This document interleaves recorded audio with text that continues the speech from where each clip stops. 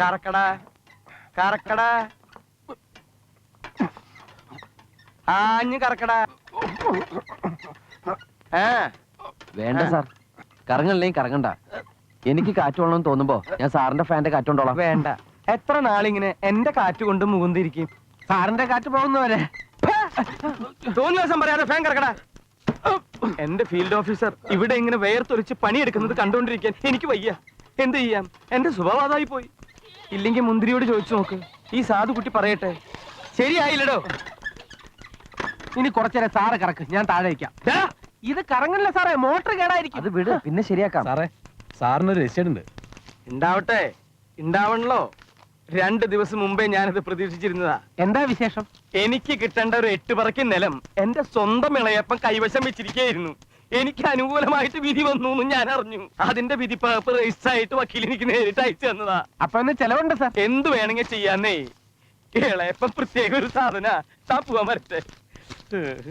അയ്യോ, 50ന്റെ നോട്ടാണല്ലോ, ചേഞ്ച് ഇല്ലല്ലോ. ചേഞ്ച് തന്റെ ഉണ്ടെങ്കിൽ പിന്നെ പ്രശ്നമില്ലല്ലോ. ആ കരിക്കെന്താ വില? അയ്യോ, അത് വിൽക്കാനുള്ളതല്ല. അത് ഈ കത്തും മണി ഓർഡറും ഒക്കെ കൊടുക്കുമ്പോ ആൾക്കാർ സന്തോഷത്തിന് രാഘവട്ട് കൊടുക്കുന്നതാ. അയ്യോ അയ്യോ സാർ,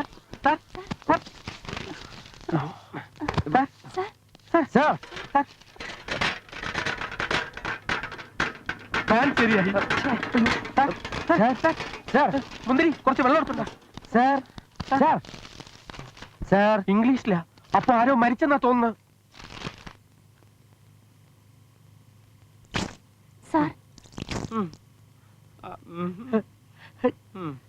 സാറിന് ജീവൻ വന്നു.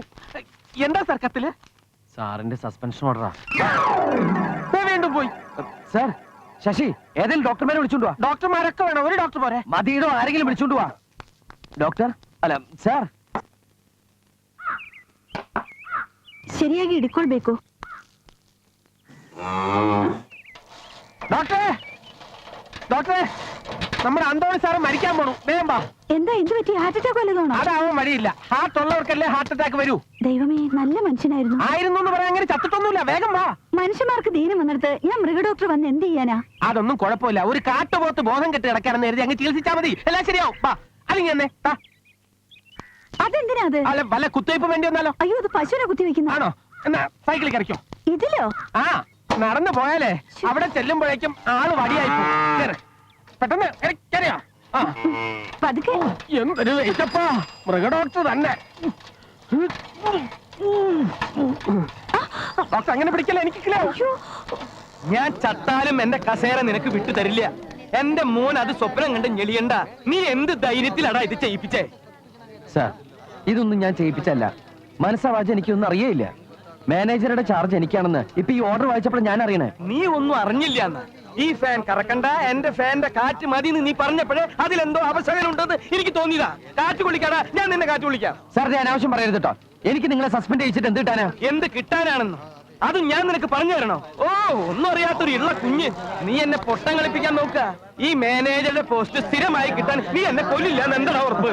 നീ എവിടേക്കാണ് ഇവിടെ നോക്കണേ? ഇവിടെ നോക്കണേ പെൺകോന്താ. മുന്തിരി, നീ ബേജാറാക്കി വിടാ. ഞാൻ പോയാലും ഇവിടെയൊക്കെ തന്നെ ഉണ്ടാവും. നീ എവിടേക്കാണ് അങ്ങോട്ട് നോക്കണേ? സാറേ, ഡോക്ടർ വന്നു. ഇയാൾക്ക് തലവർക്ക് മാറിയപ്പോ ഭ്രാന്തായോ? സാർ, ഞാൻ സാറിനെ മനഃപൂർവ്വം ദ്രോഹിക്കാൻ വേണ്ടി വന്നല്ല. നീ മിണ്ടരുത്, മിണ്ടിപ്പോകരുത്. ഇപ്പൊ പോയിക്കൊള്ളണം.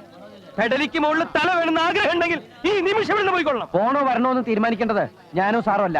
ഹെഡ് ഓഫീസിൽ നിന്ന് എന്നെ വിട്ടു, ഞാൻ വന്നു. ഇന്നിപ്പോ താൽക്കാലികമായിട്ട് മാനേജറുടെ പോസ്റ്റ് ഏറ്റെടുക്കണമെന്ന് ഹെഡ് ഓഫീസിൽ നിന്ന് പറഞ്ഞാൽ എനിക്ക് അനുസരിച്ചല്ലേ പറ്റൂ.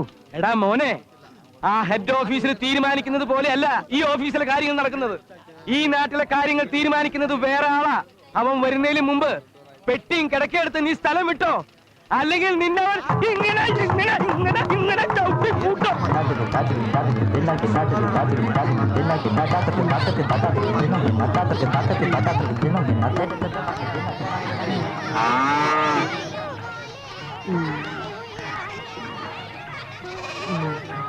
തിമ്മയ്യന്റെ കാര്യ ആ മാനേജർ പറഞ്ഞത്.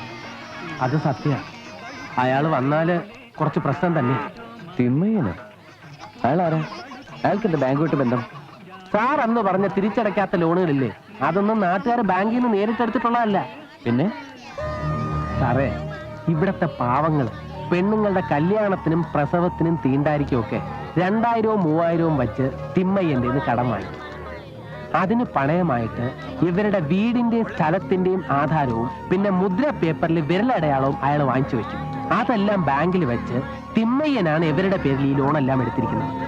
എന്നിട്ട് ഈ പണം കൊണ്ട് ശ്രാവണഗിരിയിലെയും ചുറ്റുമുള്ള ഗ്രാമങ്ങളിലെ ആൾക്കാർക്ക് കൂടുതൽ പലിശയ്ക്ക് അയാൾ കടം കൊടുത്തിരിക്കുക.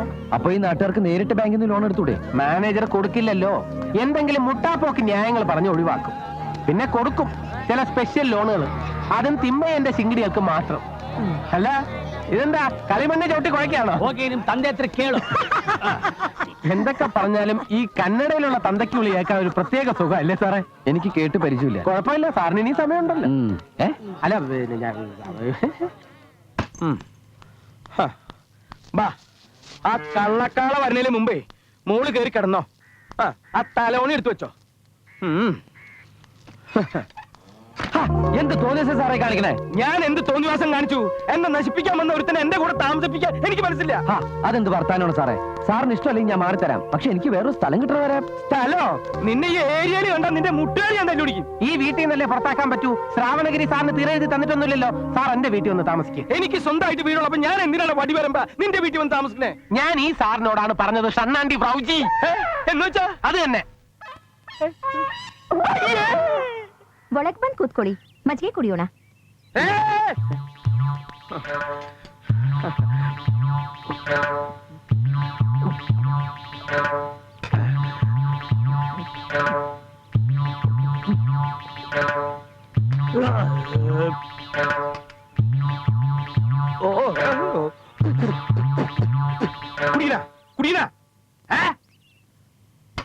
എന്നാലേ പെരുവഴി കിടന്നാലും ഞാൻ ഈ നാട്ടിൽ നിന്ന് പോണില്ല. അത്താഴ പട്ടിണിക്കാരായ പാവങ്ങളെ ചതിക്കാൻ കൂട്ടുന്നിട്ട് അതിന്റെ വീതം പറ്റുന്ന താനൊക്കെ മനുഷ്യനാണോ? തന്റെയും തിമ്മേന്റെയും കള്ളക്കളികളെല്ലാം ഞാൻ കണ്ടുപിടിച്ചു കഴിഞ്ഞു. തന്റെ ജോലിയും കളഞ്ഞ് തന്നെ അഴി എണ്ണിച്ചിട്ട് ഞാൻ ഈ നാട്ടിൽ നിന്ന് പോകും. നോക്കിക്കോ.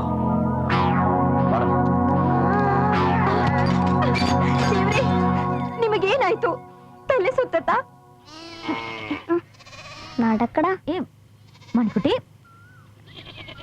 നടക്കടാ. എവിടേക്കാ നീ? ആ വീട്ടിൽ നിന്റെ ചൂളോടി കേൾക്കുന്നത്?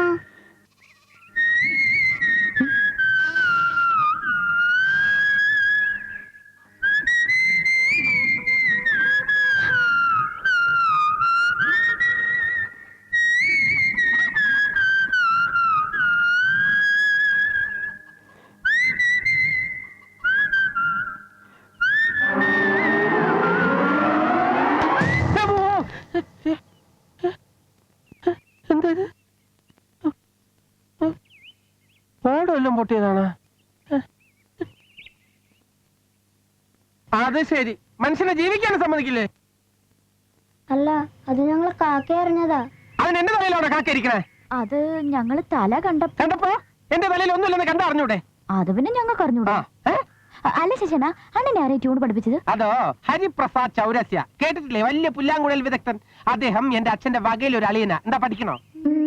കടന്നു നോക്കല്ലോ.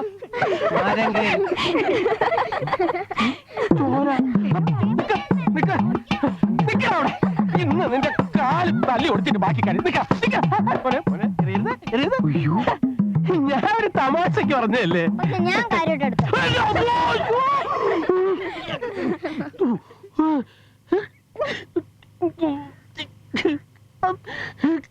അതെ. അയ്യോ, എന്താ ആരാത്? അതിങ്ങനെ പേടിപ്പിച്ചാണ് ചോദിക്കണേ. ആരാത്? ഇവിടുത്തെ ഏറ്റവും തലവെച്ച പിള്ളേരുടെ സംഘം അത്. നേതാവ് ആ പാർത്തിന്റെ പെങ്ങള് രാധ. ആ കുഴമ്പ എവിടെ ഇരിക്കണേ?